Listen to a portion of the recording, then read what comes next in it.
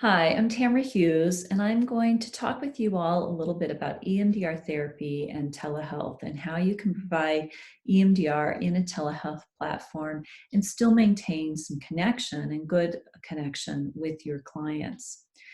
So, the first thing you're going to want to do is get an informed consent for telehealth. So, this is on top of your privacy practices, your disclosure, your EMDR consent form. In addition to that, you want to go ahead and get a telehealth consent form. You want to make sure you're still adhering to the EMDR model and doing that with professionalism and fidelity, and also adhering to your licensure code of ethics. So making sure that your licensing body allows for telemental health and checking on that before you get started with all of this. If you are considering providing telehealth services to somebody who is in another state, you're going to want to check with the licensing body in that state and confirm that they do that you meet the requirements of their licensing body. If not, you're going to need to stick with providing the telehealth services just to people located within your state. So know your licensing regulations.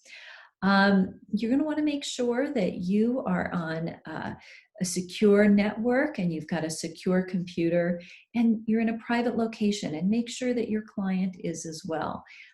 Whether they are using their phone or a computer, help them, talk to them in the beginning to help them find a spot in their home that is going to be comfortable and private for their sessions. If you are going to be doing this a lot, make sure that you take a more involved telemental health training. This one's only about 20 minutes long. We're going to hit the headlines and primarily talk about how to provide EMDR in this format. But for more detailed information on providing telemental health services, you're going to want to take a more involved training, and there are a number of those out there right now that are being offered at no charge. So know the HIPAA regulations. So prior to the coronavirus situation, HIPAA required that all telemental health services be provided through a HIPAA compliant platform. They have lifted that temporarily given this situation and everybody needing to work from home for the most part. So as a result, they have now allowed these sessions to take place using platforms such as FaceTime, and it does not require that those sessions be in a HIPAA compliant platform, but they may be reverting to that at some point in time, and you're going to need to stay on top of when that will be so that you maintain that compliance. If you are looking for a HIPAA compliant platform, I've listed a number of them here. There's WebEx, Skype, UpDocs, VC Zoom, DoxyMe, Google Suite.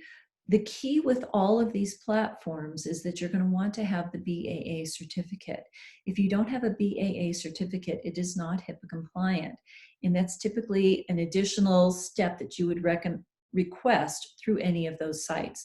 Now, if you're using your client portal, a secure client portal, such as Simple Practice, Theranost, things like that, they often will already have the BAA, the security built into the platform. But any of these other sites, you would want to make sure that you're requesting that. And you want to make sure that your malpractice insurance covers telemental health services as well. So check with them. And then if you are working with your client as an insurance provider, if you're providing insurance coverage or you're the provider for the carrier that is providing the coverage, you're going to want to make sure that that carrier does cover telemental health services, because not all carriers do. And so have your client check with them, or you need to check with them to confirm that. So as far as the environment goes, you're really, the goal with telemental health is to try and set this up in a way that feels as much like they are in an in-person session as possible. So still dressing with professional attire. I recommend having a somewhat simple and professional backdrop that's not distracting, but isn't boring. You want to not just have a blank white wall behind you, have it be somewhat interesting, but again, something that's simple enough that if you were to provide some manual dual attention stimulation, it's not distracting or difficult to track based on that background. And again, making sure that there's some privacy. So in terms of seating, I typically like to sit about waist so that clients can see me about waist up. This gives them um, a, a feeling that is going to be more similar to what they would see if they were sitting in my office. They can see more of my body language. I have the option to lean in and lean out. I just feel like it creates a more natural appearance in the telehealth platform. You don't want to just be a giant face on the screen. As a therapist, it's really not going to create an environment that feels anything like what it's like in the office. Um, you want to make sure that on your screen, the client's image is the large screen that you're looking at, and you are just a small little window up in the top, so that you really are feeling like you're in that in-person session. And you would want to talk to your client about doing the same, where your image is the large image on the screen and theirs is small. So helping them to understand that before going into it, because that's going to be something that's going to foster more of that person-to-person attunement and that sense of an in-person session. And then you want to make sure that neither you nor your client have a big window directly behind you, because it's going to create a silhouette effect where you're not able to really see the expressions on your client's face and vice versa. So if you get that backlighting, it's just not going to be very good in terms of what you're able to see in your client or them in you. Technology, you want to make sure that you are on a secure network, you've got antiviral software, and that the screen size is wide enough that you can provide dual attention going across the screen, dual attention stimulation, and that they can actually track it. This is important because you need to understand what device your client is on. If they're using a phone, you're going to need to do things like tapping as opposed to the eye movements, because they're not going to be able to get that full breadth of eye movements using a cell phone or a small device. So make sure you're checking in with your client on what kind of screen that they are using or what kind of device they are using. You want to also have your cell phone available and their cell phone with them available, and know each other's phone numbers. This is going to be necessary if there are any technical difficulties or audio difficulties, and you don't want there to be this, the audio or the visual goes out mid reprocessing and you're scrambling to figure out how to contact them.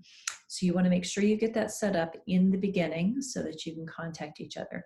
If you know that there is a poor internet connection, whether it's on their end or your end, one option I would recommend is that you call each other on the phone and use that audio, and then turn the audio all the way down on the computer, so that you're not hearing the audio on the computer, but you are hearing the audio on the phone.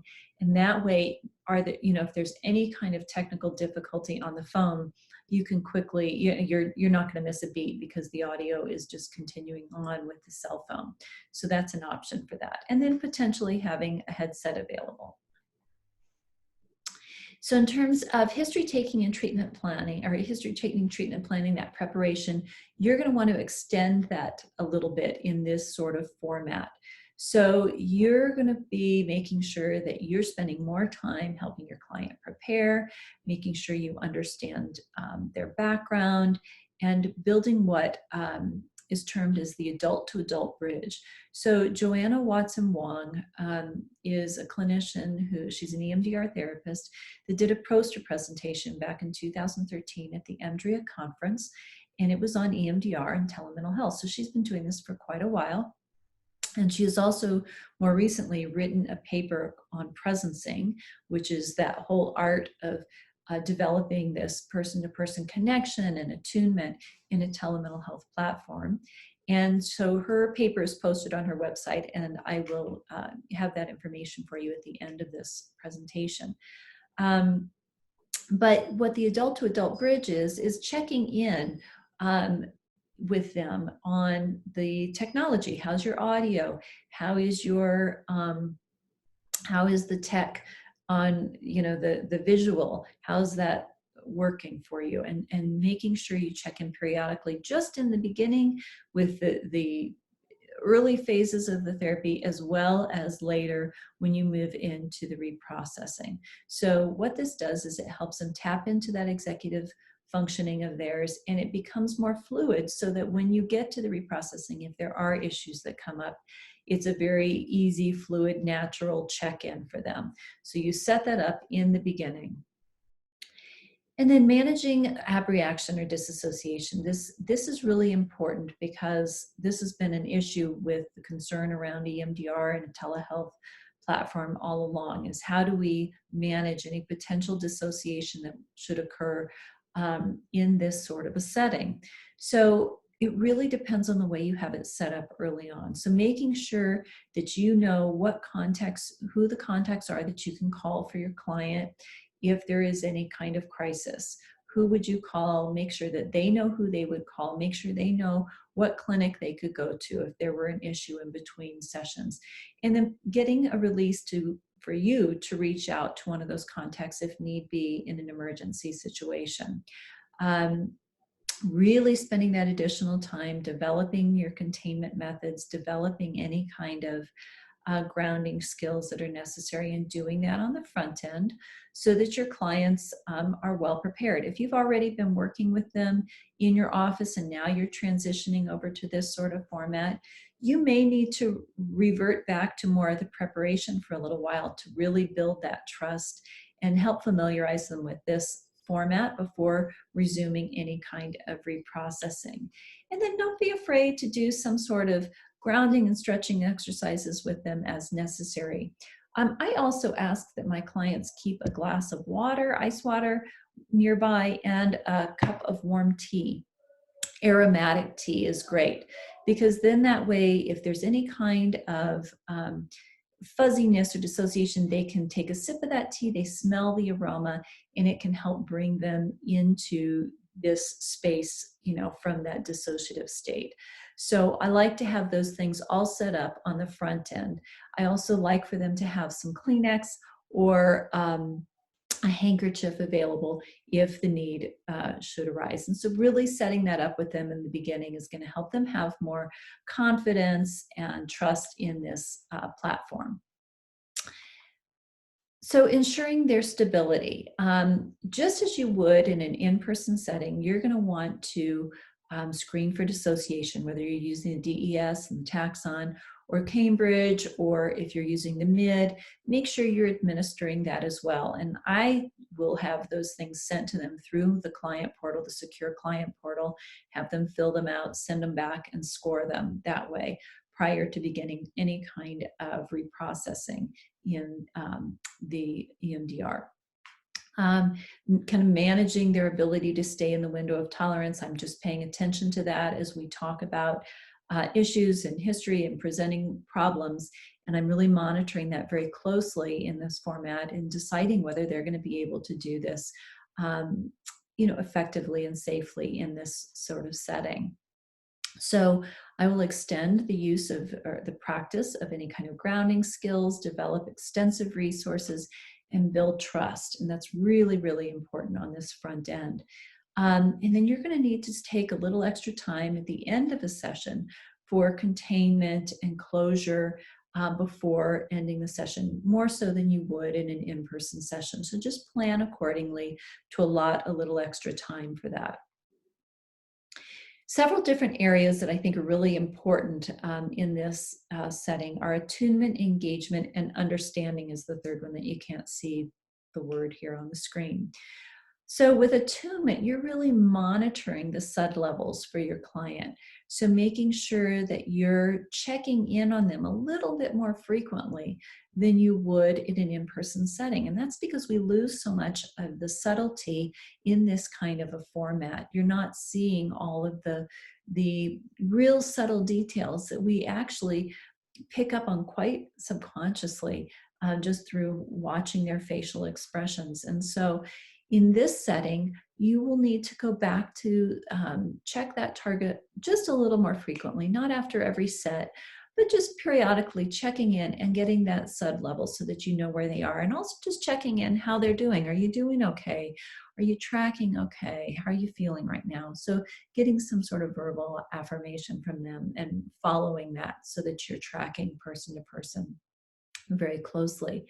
And then engagement, and this is really important in this format. And that's about really creating this connection and this sense of, um, you know, aliveness in a telehealth setting, really a sense of being in person.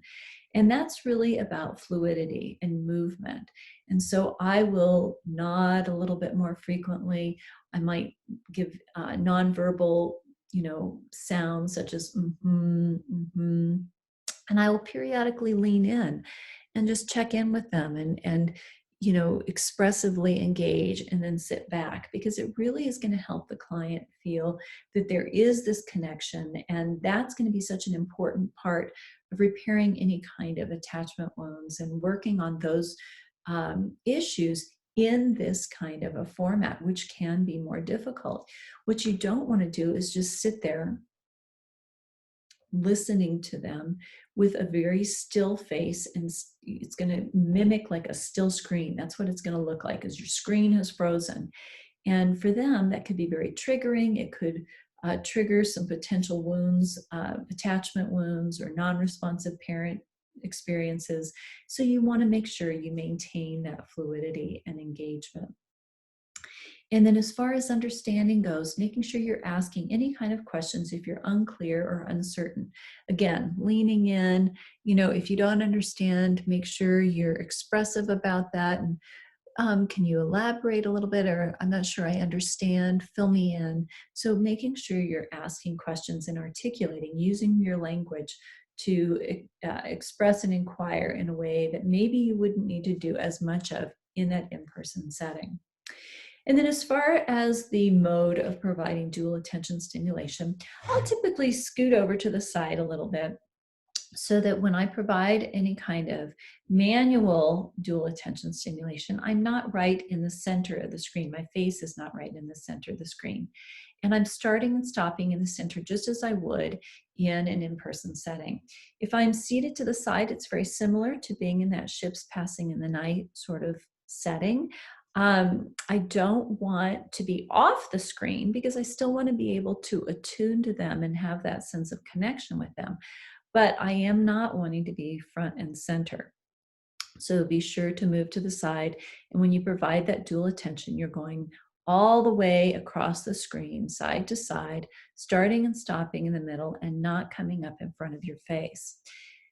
There are a number of different technology platforms out there that are available right now as well. The downside to technology is, again, you're not fostering as much of that person-to-person connection. So I feel like one of the things we're really trying to compensate for in this telehealth platform is for that, we want to compensate for what's lost in this two-dimensional kind of format and work harder to create that person-to-person connection. So for me, I prefer the manual stimulation. But there are, like I said, some platforms out there. Some are at a cost and others are not, that provide like a light bar running across the screen. If your client, so you're wanting to make sure you understand what kind of device the client's on so that you can provide tapping if they are on a small device, because they're not going to be able to track across the screen with a small device. And get that full breadth of eye movements. So if that is the case and they're on a small device, you're going to want to make sure you do things like butterfly hug or tapping on shoulders. You don't want to be tapping on knees because you can't see what they're doing. So you want it to be some sort of bilateral stimulation that is taking place above where you can see what's happening. You can also use a metronome. This is something Joanna Watson-Wong suggests. And so if you've got a metronome, which is a device that's used for keeping rhythm with musical instruments, such as playing the piano, things like that, oftentimes people will use a metronome, which creates this tick-tock, tick-tock sound. If you don't have a metronome, there are metronome apps that you can download on your phone that create that tick-tock, tick talk sound, and you can change the speed. It can be slow, it can be faster, and that can give you a pacing for whether it's the tapping or the hand movements, as well as giving you some audio to include with it. So as with being in an in-person session, you're just going to be monitoring that window of tolerance and looking for any subtleties and using some of those strategies I mentioned earlier to really be making sure you're managing those subtleties that can be sometimes lost in this kind of a format. One other thing I want to just mention is with your client, when you're doing the eye movements, it doesn't hurt for them to be closer to the screen. So you're sitting back so that you can provide the dual attention across the screen.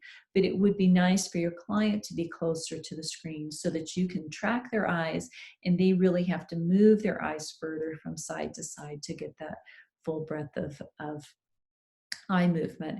And then again, even in the reprocessing phase, not forgetting to use that adult to adult bridge from time to time and continuing the fluidity of checking in on any kind of technology, issues that may be arising, or audio. Just how's your audio? Are you hearing everything okay? So that you're tapping into their executive functioning even at this point in the reprocessing, and maintaining fluidity just so that should something like that occur, it's not a big deal to be able to address it. And that's about it. So with regard to the references, you see here the www.online-emdr.com. That is Joanna Watson Wong's website, where you could read more that she has written up in that paper on presencing. There's also the guidelines that were released by EMDRIA around telehealth, and that can be accessed on their website at emdria.org. And if you have any questions, please don't hesitate to give me a call or to send me an email. I'm happy to help in any way I can. And I hope this has been helpful for you.